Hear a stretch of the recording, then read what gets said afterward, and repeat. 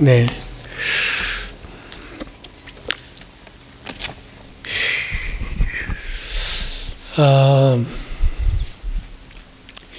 예전에 얼마 전에 여러분들 보여드리면 참 좋은데, 그 옛날에 한국 교회에서 아마 철야를 했던 장면인 것 같아요. 어머니가 뒤에 아이를 업고 통곡하며 기도하는 그 장면이 한참 동안 그 SNS 통해서 이렇게 많이 이렇게 돌아다녔어요. 근데 제가 그걸 딱 보는 순간에 이게 가슴이 울컥하는 그 느낌을 받은 기억이 있습니다. 어머니가 무언가를 위해서 간절히 하나님께 매달리는 그 모습, 그리고 뒤에는 한 갓난아이가 옆에 있고 철 모르는 아들은 옆에서 동전인지 뭔지를 갖고 이렇게 장난치고 있는 장면인데, 제가 기억하기로 한국 교회는 그런 기도와 눈물로 온전히 세워졌고 그 믿음의 신앙의 전통이 우리에게 전수되어진 줄 믿습니다. 오늘 이렇게 반주자 우리 엄선영 자매가 아이를 들쳐업고, 제가 보니까 피아노 치는 것보다 오르간 소리를 더 좋아하는 것 같아요. 피아노 칠 때 우는데 오르간 소리는 안 우네. 근데 그 모습을 선뜻 이렇게 싹 스쳐갔어요. 제가 왜 이야기를 드리냐면 오늘 말씀하고도 연결되어 있기 때문에 그렇습니다. 제가 얼마 전에 울림이라는 책을 읽었어요. 책 제목이 울림이에요. 한국에 보면 한겨레 신문에 조연이라는 기자가 있는데, 그분은 종교 전문 기자입니다. 그러니까 종교만 다루는 분이에요. 근데 이분이 이제 원래는 기독교인입니다. 굉장히 독실한 기독교인인데 기자가 돼서 종교 전문 기자라는 그 타이틀로 아마 기자 생활을 한 것 같아요. 근데 그분이 자기의 삶의 수건 사업이라고 하면서 한국 교회에 굉장히 중요한 영향력을 미쳤지만 기억하지 못하는 그분들을 발굴해 갖고 소개하는 책을 썼습니다. 그 24분에 대한 기억을 남기기 위해서 자기가 리서치하고 찾아다니고 그분을 이렇게 소개한 책들이 있는데, 제가 그 책을 읽으면서 어떤 분은 제가 그래도 다행스럽게 알고 있는 분도 계시지만 대부분은 제가 모르는 분들이었어요.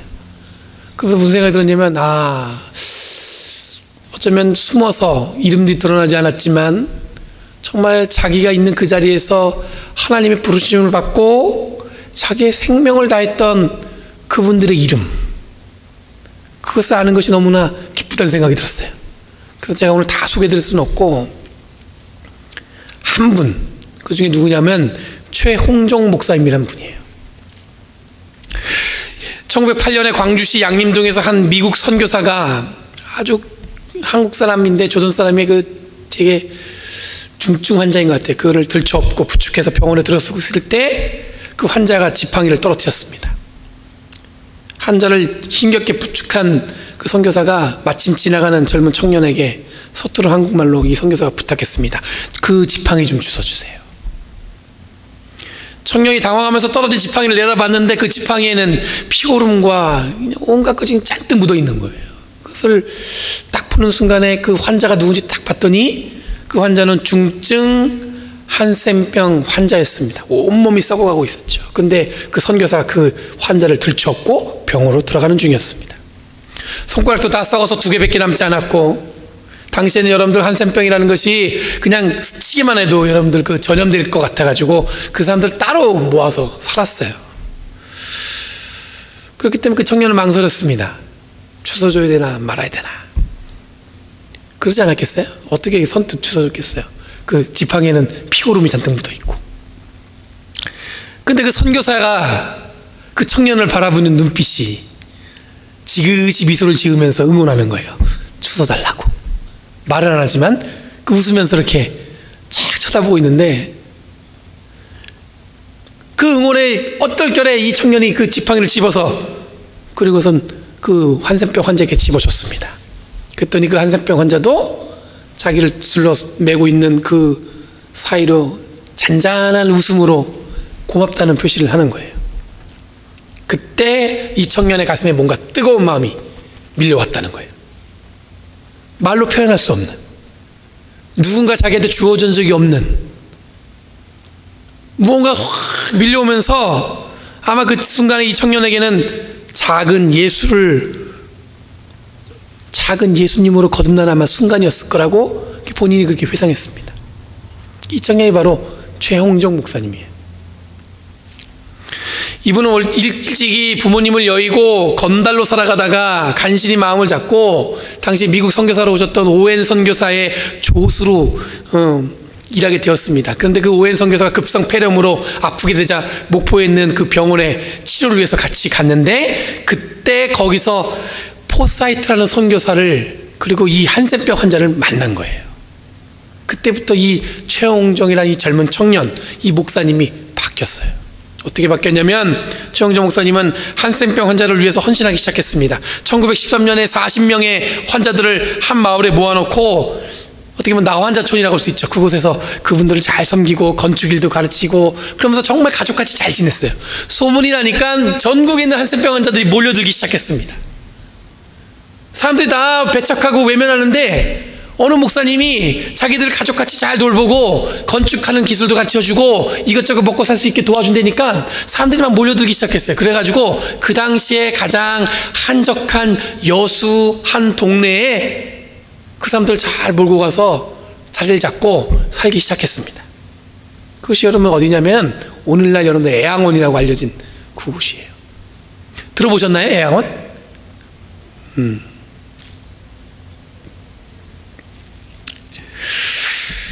해방 후에 여러분들 김구 선생님이 이 목사님의 소식을 듣고 나서 일주일 동안 그 애양원을 머물면서 설득했습니다. 대한민국 정부를 위해서 일해달라고. 근데 이 목사님이 거절했습니다. 내가 오직 일하는 것은, 하나님이 나에게 주신 것은 이 환자들을 위해서 내가 섬기는 것뿐이다. 이해가 가지 않죠. 어떻게 보면 여러분들 자기의 입신양명을 위해서 최고의 선택을 할 수 있는 그 기회가 왔는데, 어느 날 돌아가셨습니다. 그때 모든 한센병 환자들이 길거리에서 뒹굴뒹굴 오면서 그분의 죽음을 아파했습니다. 그리고 광주시에서는 그분을 위해서 최초로 광주시 장례로 시장을 이 목사님을 드렸어요. 여러분, 아까 말씀드린 그 애양원은 여러분들 잘 알고 있는 것처럼 그 애양원만 있는 게 아니라 그 옆에는 애양원을 그 옆에 세워진 작은 그 예수 병원이 있습니다. 기독교 병원이 있어요. 그리고 그 옆에는 여러분들 애양 장로교회라고 장로교회가 또 교회가 산에 세워져 있습니다. 우리가 애양원을 기억하는 이유는 뭐냐면, 그 애양원의 사랑의 원자탄의 주인공은 여러분들 뭡니까? 순교했던 손양한 목사님을 우리가 알고 있기 때문에 그럴 거예요. 근데 최홍정 목사님은 우리가 잘 몰랐잖아요. 그렇죠? 손양한 목사님 잠깐 이야기 드리면, 여러분 여수 순천 사건 때 사랑하는 두 아들을 잃고 말았습니다. 근데 그 장례식에서 이분이 9가지 감사를 설교했던 것이 굉장히 유명합니다. 두 아들이 죽었는데 그 장례식에서 이 목사님이 뭐라고 설교했냐면, 나 같은 죄인의 혈통에서 순교의 자식을 나게 하시니 하나님께 감사. 두 아들이 함께 순교하였으니 더욱 감사. 자식들이 총살당하면서도 전도했음에 감사. 유학 가려고 준비하던 아들이 더 좋은 천국에 갔으니 더욱 감사. 두 아들을 죽일 원수를 미워하지 않고 회개시켜 양자 삼고자 하는 사랑의 마음을 주셨음에 감사하다고 그렇게 말씀하셨어요. 이후에 진짜로 여러분들 자기의 아들을 죽인 데 앞장섰던 그 안재선이라는 사람이 총살형을 받게 됐다는 소식을 듣자마자 이 목사님은 이 안재선을 구명하기 위해서 서명을 버립니다. 그리고는 구명한 다음에 정말로 자기의 양아들로 삼아버리죠. 좀 잘 아시겠지만 이 손양한 목사님이 그러고 나서 인천 상륙작전이 일어난 다음에 북한군이 철수하면서 이 손양한 목사님을 총살을 시킴으로써 순교하는 것이 우리가 알고 있는 사랑의 원자탄 손양한 목사님의 이야기입니다. 저는 직접 이 애양원을 가본 적이 있습니다. 청년들을 데리고 한국에 있는 성지순례라는 이름으로 쭉 도는 가운데, 그 애양원에서 제가 여태까지 느껴보셨던 어떤 영적인 교감을 느낄 수가 있었어요. 그러니까 최홍정 목사님과 손양한 목사님의 기억과 이 영성이 가득하다는 그런 느낌을 받았어요. 왠지 엄숙해지고 그 거룩한 그 영향력에 제가 이렇게 압도되었다는 그런 느낌을 받은 적이 있습니다. 손양한 목사님이 더 크게 자리한 듯 하지만, 손양한 목사님을 이렇게 영적으로 깊게 키운 영향력은 어디서부터 왔냐면은, 우리가 오늘 제가 처음에 소개한 최홍정 목사님의 헌신의 결과에서 시작되었다는 거예요. 근데 여러분들 우리가 이 최영정 목사님에 대한 기억은 크지가 않죠. 여러분, 오늘 본문의 바울은 자신이 감옥에 갇혀 있으면서 반드시 전할 수밖에 없는 복음을 디모데에게 오늘 전하면서 이야기하고 있습니다. 8절 9절 말씀을 보면은 바울이 이해하는 복음의 양면적 요소가 등장합니다. 이런 복음이 한 장면만 있는 게 아니라 여러 가지 면이 있는데 두 가지 면을 우리한테 소개하고 있어요. 8절에 보면 반드시 예수 그리스도의 복음을 기억해야 한다고 권면하는데 9절에 뭐라고 얘기하냐면 바울은 바로 그 복음 때문에 자기가 지금 감옥에 갇혀 있다고 이야기하고 있어요. 그것 때문에 자신은 죄수처럼 매어서 감옥에 있다는 겁니다. 반드시 복음을 받아들여야 되고 지켜야 된다고 얘기했던 바울이 어찌해서 그 복음 때문에 감옥에 갇혀 있다고 이야기할 거예요? 제가 복음 때문에 고난당하고 있다고, 고통당하고 있다고 어떻게 이야기할 수 있을까요? 논리적으로 보면 여러분들 복음을 잘 지키십시오 하면서 여러분들 내가 그 복음 때문에 고난당하고 있습니다, 내가 죄인처럼 매여서 감옥에 있습니다, 이런 얘기하면 그 얘기 듣는 사람들이 설득력 있게 받아들일 수 있겠습니까? 안 받아들이죠. 여러분들은 그런 복음 정말 지키려고 노력하겠습니까? 그것 때문에 고난당하고 고통받는데? 여러분, 그냥 이 성경을 그냥 쑥 읽은 걸로 맞추지 마시고 한번 생각해 보셔야 돼요. 그 복음을 꼭 지키라고 말씀했던 그 바울이 지금 자기가 뭐라고 얘기하냐면 그 복음 때문에 내가 지금 고난받고 있고 지금 감옥에 갇혀 있다는 거예요. 그럼 여러분들이 그 복음을 반드시 지켜야겠다는 생각이 드십니까?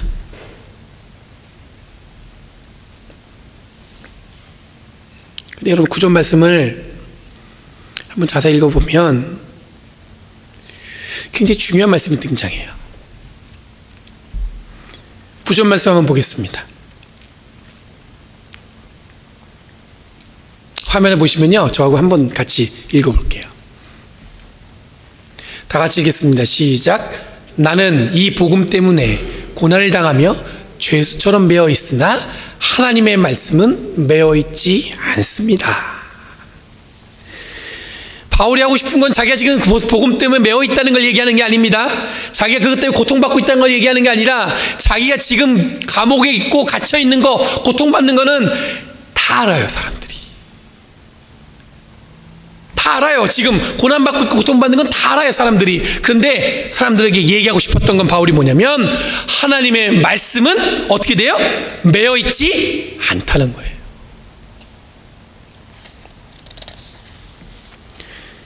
이런 굉장히 신비로운 말씀입니다. 고통당하고 죄수당해서 죄수처럼 매어 있는 바울이 고백하는 복음, 곧 하나님의 말씀은 뭐냐면 절대로 매어 있지 않다는 거예요. 사람들이 그럴 겁니다. 저 바울이 그렇게 막 복음을 전하더니 결국 감옥에 갇혔구나. 아유, 이제 다 끝났네. 그럴 수 있겠죠. 뭐냐, 저 사람이 그렇게 열심히 복음을 전하고 교회를 세웠는데 결국 뭐냐? 지금 감옥에 갇혀 있네. 근데 바울은 뭐냐면 누구나 다 알고 있는 사실이에요. 자기도 감옥에 갇혀 있고 고난당하고 있는 건 맞아요. 근데 중요한 건 뭐예요? 자기야 삶에 상관없이 복음, 하나님의 말씀은 뭐예요? 매어 있지 않다는 거예요. 매어 있지 않다는 거예요. 여러분, 세상은 변하고 교회는 세상으로부터 핍박받거나 무관심해도 혹은 내 삶이 행복하거나 불행하거나 기쁘거나 슬프거나 상관없이 하나님의 말씀은 그것들로 인해서 매이지 않는다는 겁니다. 자유롭게 우리의 삶에서 계속해서 역사하고 계시다는 거예요. 여러분도 마음속에 혹시 나에게 왜 이런 고난이, 나에게 왜 이런 고통이, 그럴 때 있지요. 그러면 하나님 나를 멀리 떠나신 것 같고 하나님 가까이 없는 것 같고, 그렇지만 그렇지 않다는 겁니다. 그럼에도 불구하고 하나님의 말씀은 매이지 않으신다는 거예요. 근데 여러분, 우리가 함정은 뭐냐면 내가 기쁠 땐 하나님이 늘 계신 것처럼 생각하는 게 또 그렇지 않아요. 또 기쁠 때도 또 어떻게 보면 또 나름 하나님에 대해서.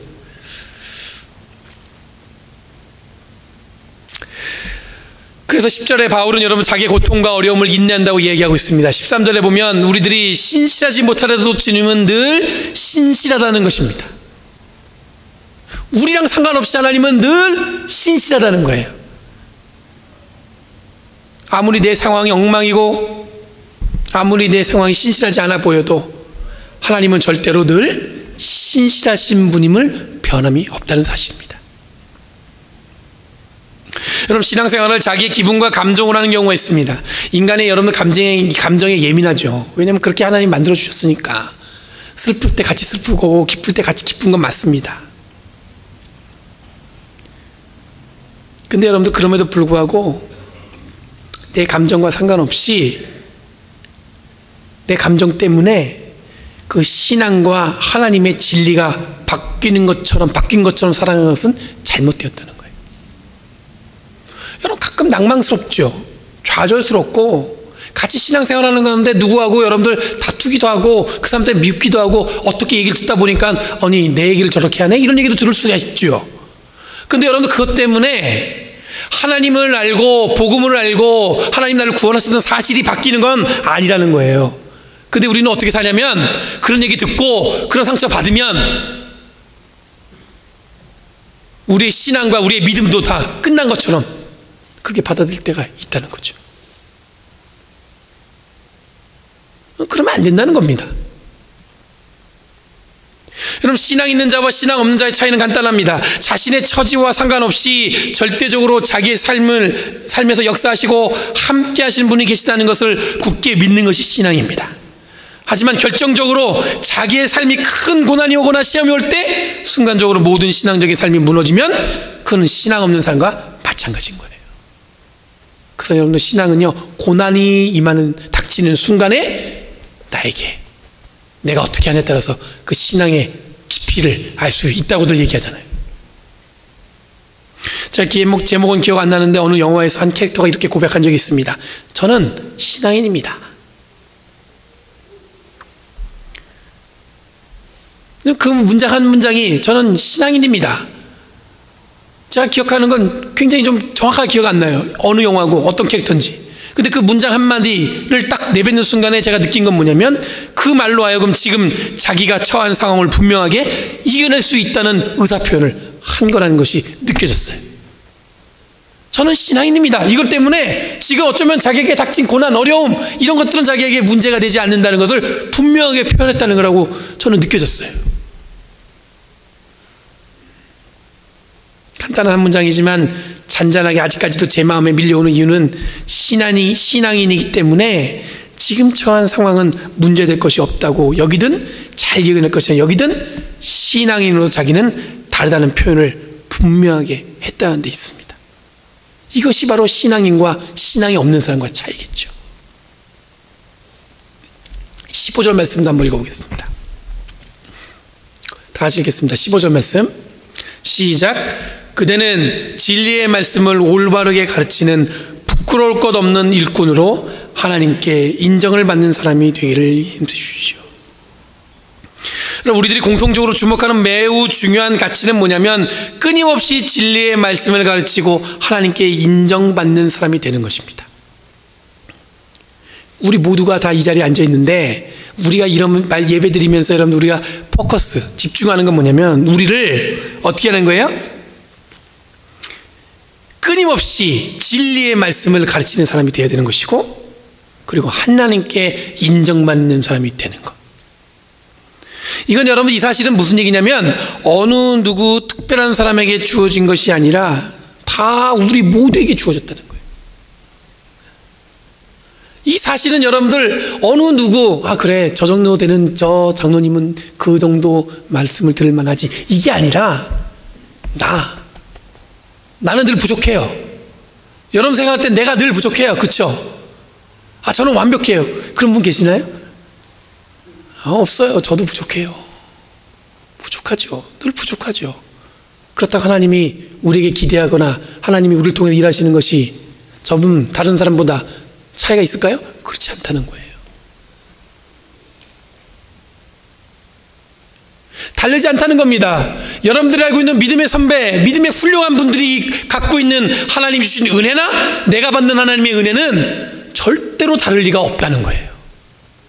똑같이 우리 모두에게 하나님의 은혜가 주어졌다는 사실을 기억하셔야 된다는 겁니다. 여러분이 잘 알려진 믿음의 사람 어떤 사람에게 이것이 주어진 것이 아니라 우리 모두 너와 나와 상관없이, 우리 모두 내가 싫어하는 사람이든 좋아하는 사람이든 상관없이 그 모두에게 이 사명은 다 주어졌다는 사실입니다. 최홍종 목사님, 우리들이 기억해야 할 분이지만 거의 잊혀진 분입니다. 하지만 그분의 삶은 꼭 드러내야 하는 삶을 위해서 산 건 아니에요. 자기 삶을 막 드러내려고 샀던 거 아닌 것 같아요. 아마 스스로 잊혀지는 것을 그걸 그냥 그렇게 개념치 않았던 것 같습니다. 하지만 그의 삶에서 기억되는 것은 뭐냐면 온전한 그리스도인의 삶에 대한 정의예요. 예수 믿는 사람이라면 저렇게 살아야겠지. 그 삶이 우리에게 잔잔하게 와닿는 이유는 바로 그런 거 아니겠습니까? 우리들은 많은 한계를 지니고 삽니다. 많은 한계가 있어요. 누가 말했는지 모르겠는데, 누가 결정했는지 모르겠는데 그 말한 대로 살아가는 경우가 있습니다. 이민자의 삶은 그렇다더라. 목사님, 이민교회는요 늘 그래요. 그건 저는 늘 질문합니다. 늘 그럴까요 정말? 그럼 저는 늘 그렇다니까 늘 그렇게 그런 한계를 인정하면서 저는 그냥 목회하면 될까요? 저는 여러분에게 말씀하고 싶은 건 뭐냐면, 우리가 지금 생각하고 있는 한계, 누구나 파악하고 있다는 그런 문제들, 그런 것에 더 이상 우리가 끌려가는 삶을 살면 안 된다는 거예요. 왜냐하면 우리는 똑같이 주님께 부름받은 사명을 갖고 있는 사람들이기 때문에 그렇다는 거예요. 여러분들 훌륭한 교회가 있습니다. 여러분들이 다 집어낼 수 있죠. 우리 교회도 훌륭한 교회입니다. 목사님 아니에요. 아직은 그렇게 얘기할 수도 있을지 모르겠지만 제가 말씀드린 건 뭐냐면, 하나님의 은혜와 사랑은 보편적으로 주어진 것이지 선택해서 주어진 게 아니라는 거예요. 그렇기 때문에 그 한계가 우리를 계속 가로막는다면 우리는 생각해 보셔야 되는 거예요. 그 한계가 정말일까? 실제로 존재할까? 과감하게 여러분들 그것을 기억하지 않으면 되는 거예요. 이민교회는 그렇다더라, 감리교회는 그렇다더라, 장로교회는 그렇다더라, 목사가 그렇다더라. 그게 뭐가 중요해요? 저는 그 수많은 이야기들을 듣는 중에 정작 내 삶에 대한 이야기가 없는 걸 들을 때가 많아요. 누군 그렇대요, 저건 그렇대요, 저건 그렇대요. 그런데 내 얘기는 없어요. 내 얘기. 우리들이 스스로 이것은 한계 혹은 내 나름대로의 어떤 파악한 이야기지만 그 안에 우리의 삶은 없습니다. 내 삶은 없습니다. 무슨 얘기냐면, 우리가 그런 한계가 있습니다. 그렇지만 목사님 저는 이런 마음을 갖고 살아가기를 원합니다. 이런 얘기가 없다는 거예요. 아니면 저도 그렇게 생각합니다. 그런 이야기는 없다는 거예요. 이런 정황에서 우리들이 선택할 것은 무엇입니까? 절망입니까? 아니면 포기하는 게 맞습니까? 여기서 우리들이 선택할 것은 뭐냐면, 그럼에도 불구하고 지속되는 하나님의 말씀입니다. 내가 시험 들었건 내가 기쁘고 행복하건 하나님의 말씀은 그거에서 매이지 않는다는 사실이에요. 여러분 생각할 때 여러분 혹 우리 마음에 불편함이 있다 해도 그거와 상관없이 하나님의 말씀은 절대로 매이지 않는다는 사실입니다. 최홍종 목사님, 이분은 자신의 겪은 삶의 고난과 고통 속에서도 변함없는 하나님의 말씀에 자신을 드렸던 분이라고 생각이 듭니다. 여러분, 교회는 다양한 사람들이 있습니다. 다양한 문제들이 있습니다. 하지만 변함없이 역사하시는 하나님의 말씀이 있다는 것을 기억하시는 저와 여러분들이 되길 간절히 바랍니다. 아무리 문제가 밀려와도, 아무리 어려움이 밀려와도, 아무리 힘든 것이 있어도, 우리가 닥쳐도 여러분 하나님의 말씀은 절대로 그것에 매이지 않는다는 거예요. 그럼 믿음과 우리가 신앙이 있다면 여러분들 우리에게는 두려움보다는 뭐가 있어요? 그 말씀으로 우리를 든든하게 세워가시는 하나님의 은혜만 집중하면 되는 거죠. 여러분 이 시간 새롭게 변화되어서 하나님의 은혜, 나의 상처, 우울한 감정, 나의 기쁨과 상관없이 늘 하나님은 우리의 삶 가운데서 역사하신다는 그 사실을 기억하시며 그 말씀 붙들고 온전히 살아가는 저와 여러분들에게 간절히 바랍니다. 기도하겠습니다. 거룩하신 주님 감사합니다. 오늘 이 말씀이 우리에게 역사하셔서 우리를 새롭게 하여 주셨고, 성령께서 주시는 그 은혜와 사랑 가운데 저희들이 바로 주님 앞에 설 수 있도록 주님 인도하여 주시옵소서. 날마다 주님이 주시는 은혜 감사하며 나가기 원하오니 주님, 변함없이 역사하시는 하나님의 역사의 그 손길에 내 삶이 들어짐을 기억하는 저희들 되게 하여 주시옵소서. 감사드리며 예수님의 이름으로 기도드리옵나이다. 아멘.